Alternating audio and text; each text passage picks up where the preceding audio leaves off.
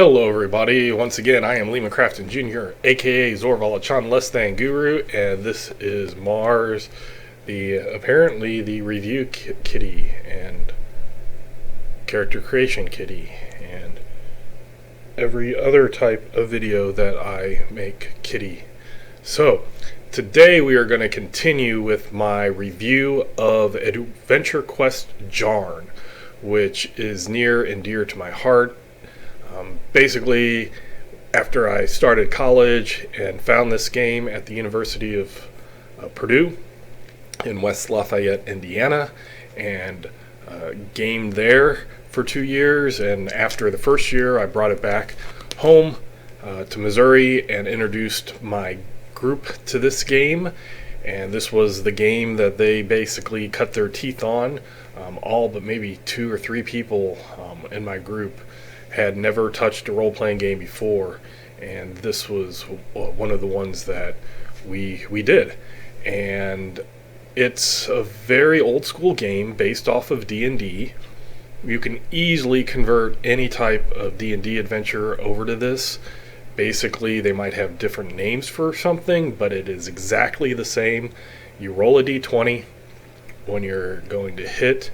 You roll pretty close to the same amount of damage with weapons, daggers being a d4, short swords d6, long swords d10, etc. And your they call them CDV, combat defense value, or MDV, missile defense value. You had a different defense value based off of were you being attacked in melee, were you trying to be grappled, or if you're going to be shot at or thrown at from range. So their DV's defense values are very similar to how they would be in a D&D game. 18 is pretty good, usually wearing like plate type armor, and leather would be around a 12 normally, but it was broken up into different factors.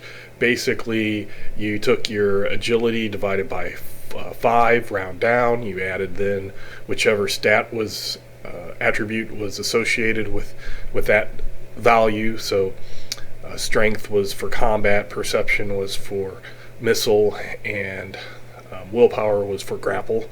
And you would divide that stat by 5 and add to it, and then you would add any armor, and I think you might have got a 4 for being conscious and aware of what was going on, and then shields and helmets and things like that might add to it.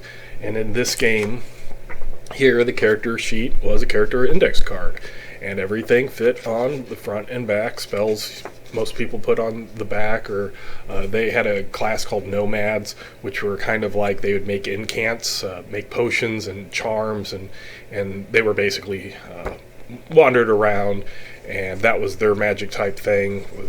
Would be similar to, say, an alchemist or an artificer from other games. But this was way before that. We're talking, this game was probably started being designed right around the second edition, and then the first printing was in 91, which is the printing that I have. But the values are very much the same. Like here, if you see my defense value, you'll see the 15 plus 2. So when I added everything up, it was 15. And then if I had a bastard sword, they considered that a two-handed sword and gave me a plus 2 to it. So you could just subtract anything that didn't apply at that point. And then over here were skills, and you'll see that by the skills, I had how much they cost, what the associated attribute was, and what rank they were. So if you go all the way down, you'll see that this one here was an older edition where they had a quick draw and they had a bastard sword skill. This is a little different here. You'll see that it just has bastard swords, like the 1, 2, 3, 4, 5. The fifth one or so down.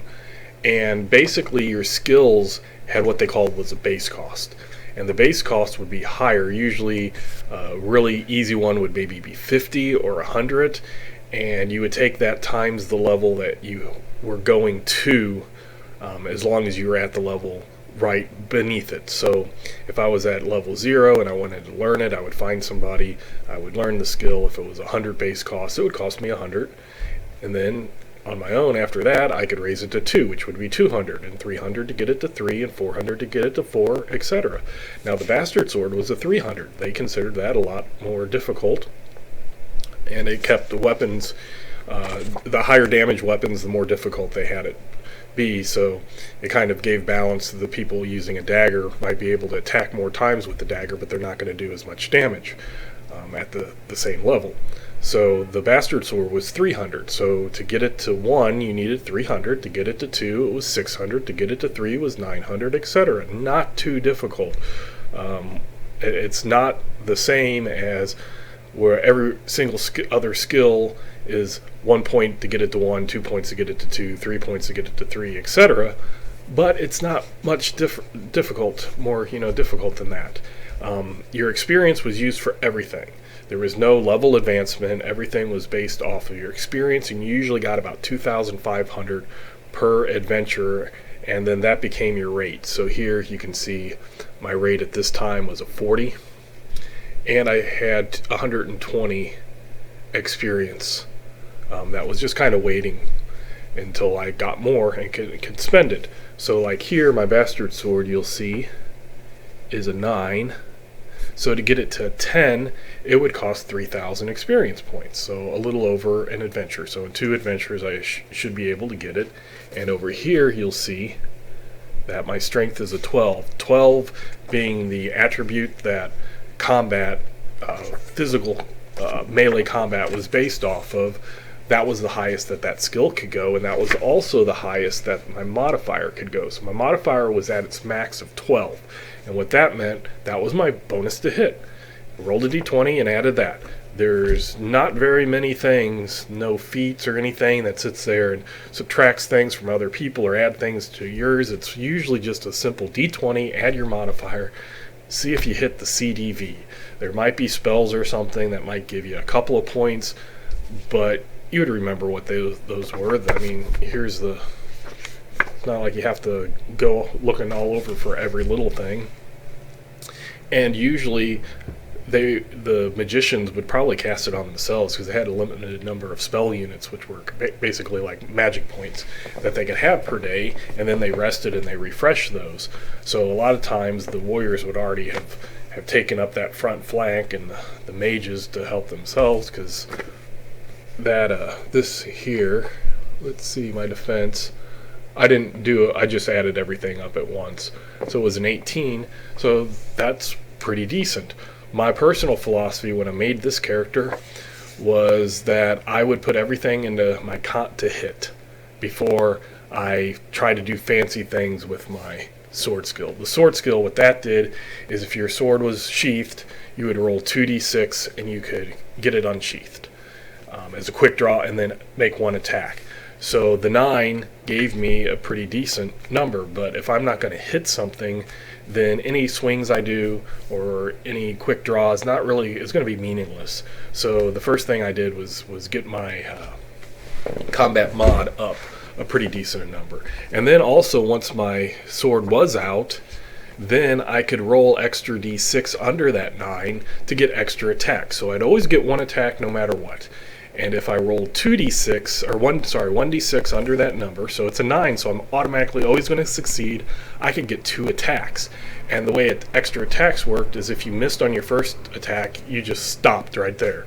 And the next person on your side went, because it was a party initiative was all together. It wasn't individual character initiatives. It was all the enemies go, all your side goes, all your side goes, all the enemy. And after each round, basically you rolled a 2d6. One person from your side rolled a 2d6. The game master rolled a 2d6. Whoever won, they went first. Ties always went to the party, not to the game master. And whoever lost got a +1 to their next one. So sooner or later, the odds will make it so that the other party will get initiative at some point. So basically that 9 meant that if I only wanted to do 1 attack, I could always do an extra attack. And if I hit the first time, I got to try to hit a second time. If If I rolled 2d6 under the 9, which is pretty good odds, then I would get up to 2 attacks. So if I hit with my first attack, I got a second attack. If I missed with that, I'm done. If I hit with that, I could try my third attack. And I could go as many dice as I wanted to. So if I wanted to really, really stretch it, if I really thought that I could get 4 dice under it, I could do, or 3 dice under it and get 4 attacks. I could try. Who knows if I would succeed or not at that specific time, but I could try. It was my decision as the player of the character to that risk, if that risk was good enough for the possible reward. And then basically all the skills kind of did that, where if a game master presented a problem and you felt one of your skills could solve the problem, you would ask the game master, can I say identify plants? And if something was a normal task, you would roll 2d6 under it. If something was easy, you'd roll 1d6 under it. If it was difficult, it would be 3d6. If it was very difficult, 4d6, etc. If you didn't have that, you could, on most skills, default off of the stat. And what that meant was that you started with a base of 3d6 instead of 2d6, and then you would, if it was easy, you would lower it to 2d6. If it was difficult, it would be 4d6. So basically it was just one die added if you didn't have the skill, and you could try to base that off of your attribute instead of the skill. And it was a very simple system. When you got into battle went very fast. I want to say when we got to the club, the fantasy club that this game was at, is a large thing, because I want to see it kind of explain how fast things can be.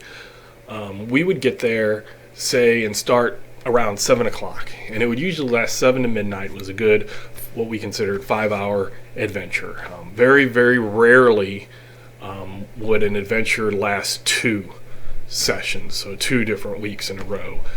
Normally, the game master would want to, and I won't say required, but they were encouraged to make it last one night, and you would almost get special permission from the head game master. Be like, I got this really cool hook, here's what I'm planning, and it's going to take 2 nights. I think I only did that once. I game mastered about 6 months, my second part of the year after my character died, and wanted to do some game mastering, and I had one instance where it lasted 2 weeks. But, so you wanted it 1 week. So in 5 hours, I, as a game master, would game master over 8 to 14 people, depending on how many people showed up that night and how many game masters there were. And they could get through a whole adventure with at least 2 physical fighter encounters, if they didn't bluff their way past it, but 2 decent, the upfront little fight or whatever, and then the big bad end guy fight type thing at the end, with, say, 10 to 12 people on average. 8 to 14 were kind of the extreme. 10 to 12 is kind of what was normal. And with this fast game, it's flowed really smooth. It was one that we started usually to the game master's left, and then kind of went around clockwise, and then it would either you rolled initiative or it would be the game master's turn, and then the game master would have all of the threats go against the party, etc., and then you go back down. And it is a nice, quick, simple, as you see here, I had 60 DP, that is 60 damage points. They're exactly the same as hit points. You get a few to start off with, like first edition D&D, where a mage might have 4 to 6, and the template I chose was the barbarian with the most at 15. Most warriors had around 10 to 12, so that kind of tells you how many hit points you got. And you bought those up. Those had a base cost of 25. So when you had that 15, yes, you might need a calculator and pull out 16 times 25, figure out how much it gave you. But they did have a formula to figure out if you had already had a certain number and you were wanting to go to a certain number, you would do this formula that they had, this mathematical of algebra formula, and it would tell you, you just type things in, and it would tell you what the how much you needed. And there was a point where I was playing this so often as both a player and a game master that it was second nature. This all those calculations and everything were between adventures. They didn't happen inside of an adventure. There was no, oh, I have extra experience and now there's this skill, game master, can I have taken that skill? No, you took care of that when the game started. This did not change unless you were acquiring an item, losing an item, or something bad was happening to you, or good, to permanently or raise or decrease something through some part of the game, but not through experience points, which was the way that the players could advance their characters. So when you got to play, you had your d20 as a warrior. You rolled, you see if you hit. If you were an archer, they had bowmen, then you would probably want your missile to be a good, your perception to be a good stat, so then you could get your missile modifier high, and then you might want your missile defense high also. So those were different things that took into place, and then all the skills and all the tests were a different number of D6s, and I think that's actually a pretty cool system. It's at least as easy as the game master making a target number and then you rolling a d20 and adding a modifier and then figuring out if you have this special ability and this that adds this under this circumstance. It's just a quick, you roll 3d6 versus your attribute, or 2d6 versus a skill. Any spells that had resistances were always, they would target one of your attributes, and then it could be 3d6, 4d6, 5d6, and it could be against agility, such as a fireball. It could be against like your willpower, in case it was like a mind control thing, against your power if it was wanting to transform you in some way. And it was just really, really easy system. All the spells had it. You had your spell list here, and your player, since this was a binder, if you were a mage and had the binder, you just have it to your spells. If somebody else next to you didn't, and he was a different mage or wizard or a different wizard or priest, you could just hand him which parts he were, because these spells were elemental, and they didn't really cross very well. So you were fire, air, water, or earth. There was a common section, and then every deity was different. It wasn't just the divide of magic spells are different than divine spells. It was each specific deity had their own spells. So if you had a whole party that was different priest, except for those core common spells, each priest could have just take the 4 pages of their own deity's spell list and have everything there. Everything is nice, laid out. There wasn't much fluff at all. This was written by a computer programmer. It's very much technical, very, it's this spell does this, and it explains everything. It allowed the player of mages and priests to finesse spells, which they could add more magic. They could cast a lower level spell as if it was a higher level rank. They call them ranks, but I'll say level. If it was a higher level spell, and basically by each finesse it made it 1 level higher. So if you had a level 1 spell and you wanted to finesse it a few levels, then it could be, say, a level 3, a level 4 spell. As long as you had that rank, you could cast that without problem.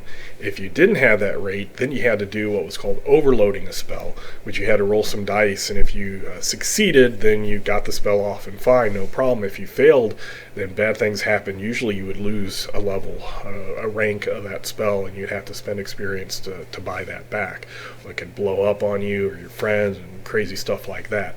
So it gave you that chance to manipulate, but if you let it go out of bounds, then it could hurt you. But there were some instances really cool where the party's life, or some character's life was on the line, and somebody's like, I'm gonna overload, and everybody's like, oh, and then boom, and then yeah, he succeeded, and cast that spell. He had the fireball spell, but he needed to go a little bit farther, and boom, he did it. He overloaded, it worked. And save the party. There's those moments. It's just like the warrior who's like, I got a 9, but if I only hit this thing 3 times, we're probably going to die anyway, so I might as well try to hit it 4 and roll 3d6 under my 9, and then hit, and then with my plus 12, which is pretty good, then I hit, and I hit, and I hit, and I hit, and I killed it, that type of thing. So there was that, gave the player a way to kind of control things, and you didn't need feats or anything like that. You could just use, Game Master, I want to climb a cliff. Okay, what's your strength? Roll 3d6 under your strength. Oh, you got a rope? Roll 2d6 under your strength. Oh, it's a sheer wall with no handholds. Okay, you're back up to 3d6. Things like that. Very, very easy. And there was between games, there was math. There was math to try to figure out what you needed. But when the game hit, when the game came and it was time to roll the dice, easy, easy, easy. Not difficult at all. A couple of things I wanted to say was crits. Crits were crazy. It was a game that did have a crit table. I had 4 of them. Bludgeon, which would be kind of like maces or punches, and then they had edged weapons. Bludgeons were punches. They had blunt. Blunt was for maces, or hammers, things like that. So they had bludgeon. They had blunt weapons, bludgeoning, edged weapons, and piercing weapons, which include arrows. And if you rolled a 20, you crit. And then you rolled a D100. And there was no one fumble or mishaps or drop your sword or anything. You could actually hit somebody with a 1 if you had your combat, like here. My combat mod is a 12, as I explained. Let's see, it's not focusing. There we go. Combat of 12, you can see right there. So if something was a 13 or lower to hit, I hit it, even if I rolled a 1. If I rolled a 20, though, and then I took out my percentile and I rolled my percentile and I rolled a 1, then I hit myself. If I rolled a 2, maybe I bent my blade or broke it. And then if it was magical, it would explode and do crazy stuff like that. I think it's around a 7 or 8 on a D100 percentile dice where I would stop hurting myself, and then I would start having a chance of doing double, triple, quadruple damage, severing their arm, severing a hand, breaking a leg, blowing out some ribs, and doing damage as well as physical injuries. And then when I got high, when I started pushing into the 90s, then it was instant death, like cut off their head, cleft them in twain, split their skull, arrow through the eye, instant death, instant death, instant death. And those could be really crazy and exciting to do, and if they were done against you. A story about my own group. I had my group in St. Charles, and then this was a game that I got at Purdue. Well, then I left Purdue and started going to Mizzou in Missouri, in Columbia, Missouri, and I found role players there, and they're the ones who I introduced. I found Torg and introduced them to Torg, and we were playing AD&D, played Palladium, and things like that as well.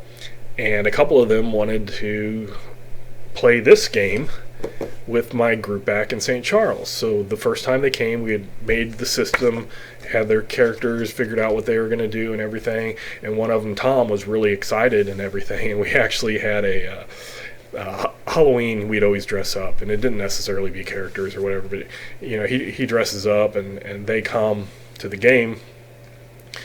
And basically the thing starts, and it was a larger party because it was my normal group plus 2 others. So I introduced what they called a grizoon, and a grizoon was kind of like a flying lizard, not quite a dragon, but maybe under a hatchling, dragonish type thing. Pretty good as a really difficult, challenging, lower ranked, lower level thing. And it came swooping down, and it was one of the it made an impact that today people will say, oh no, the calculator cover, because I had a calculator because we didn't have we didn't have smartphones that had calculators at the time. So I had a little Casio that I pulled out, and I had it at his wings beaten. We had, miniatures on a rough. It wasn't a grid-based mat, and it might have even been dice. Like, you're the red dice, you're this. It was just kind of a thing. And I was like, the Grazoon comes down, and I usually did a random roll, and I'm like, Tom, you get, your character gets hit, and roll the percentile. Boom, knocked his head off. First action of the game that he had been stoked for playing.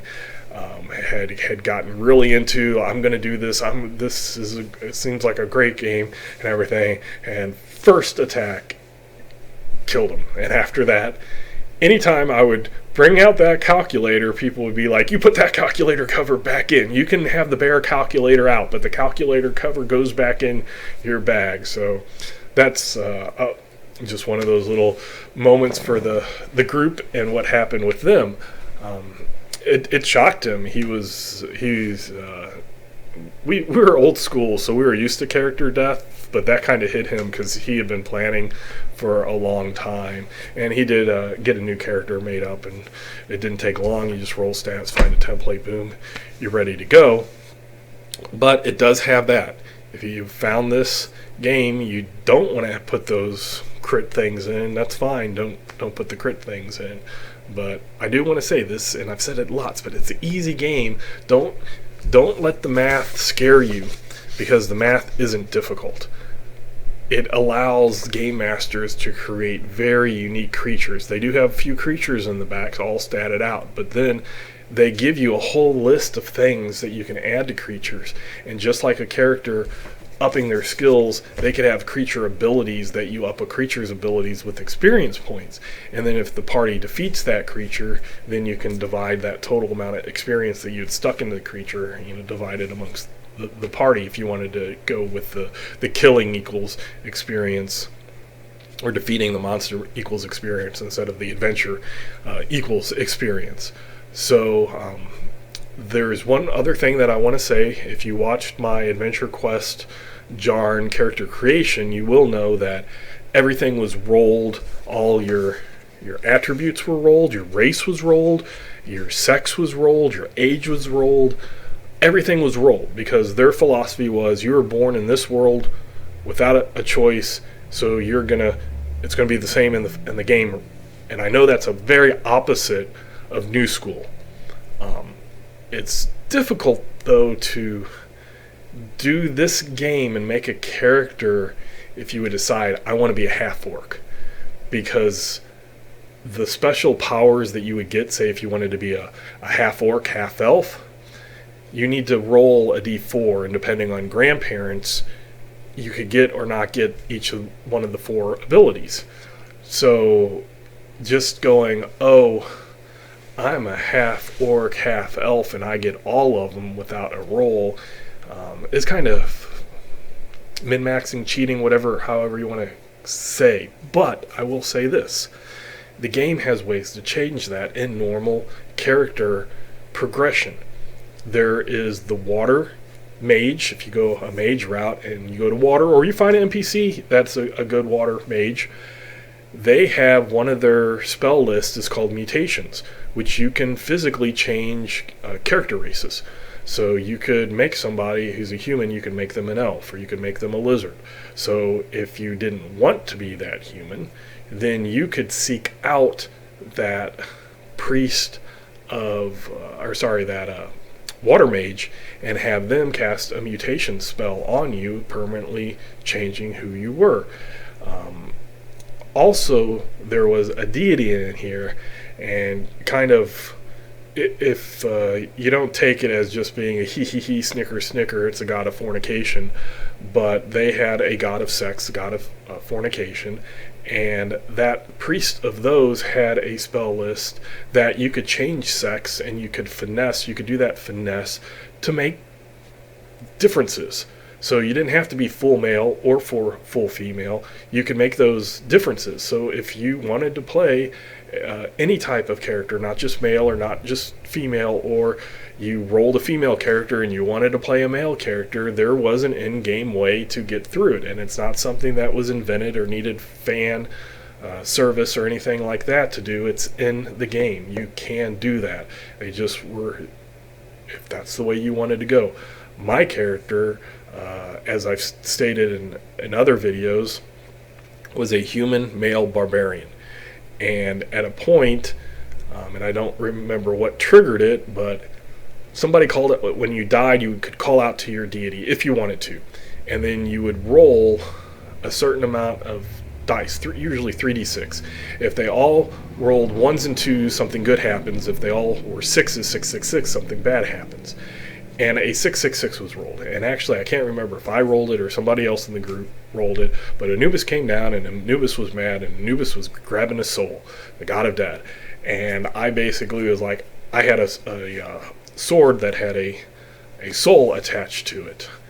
Basically, there was a religion off of Thor, basically a Thor god, a warrior god, that when they died, their soul would stay at their sword, and then there was supposed to be a ceremony that they broke the sword. Well, this sword was magical, and I defeated a Thorite and wanted to keep the magical sword, didn't want to break it, so I had a sword with a soul going around. So I was like, hey, I got a soul, you can take this soul. And he's like, okay, and then he took my soul and put it in it, and my body falls over dead. And then I had a whole series of adventures where I played a sword. And my friend outside, my real life friend, as well as game friend, he carried me around and wielded me for a while. And then I got put into a female lizard body at one time. And then apparently I'm looking at character sheets, and apparently I was an elf at some time. So lots of crazy stuff could happen, but you could go. And I ended up back in my original body through a storyline. And then at some point my character died, and that's when I decided to be a game master for the game at Purdue. When I came back and stopped going there, then I game mastered it with my local personal group, and just things like that. So there are a lot of, a lot of potential in this game. And if you want to look at it, I recommend it. I'll hopefully remember to put the link in the description for Adventure Quest Jaern, so you could download the PDF. It is a newer system. I can't remember which printing it's on, but they changed some of the rules, but the core rules are there. And read it and look at it, and maybe it'll be something if you want to go old school and you don't want to go D&D. This would be a choice that I would highly recommend that you take a look at. You can completely divorce the system from the setting. The setting is a 98% water setting that I'll talk about in another video about that setting, plus my own settings that I've used for the game. But you can completely divorce the system from the setting, and it can be equally relevant. It's not necessarily tied to that. And other than that, if you like, you can hit like. If you dislike, you can hit dislike. If you want to subscribe and get this content, please subscribe. And tomorrow will be the Aurorsh crowdfunding 31-day character creation challenge special edition, where I make a official Aurorsh archetype for Torg Eternity. So I hope a lot of people will appreciate that I'm doing that, and show you how archetypes are made, at least how I do them when I either get assigned or I assign myself to a certain archetype. It will be the resourceful alchemist in Aurorsh. So that should be a lot of fun. And I thank you for watching this again. Until next time, I will catch you later.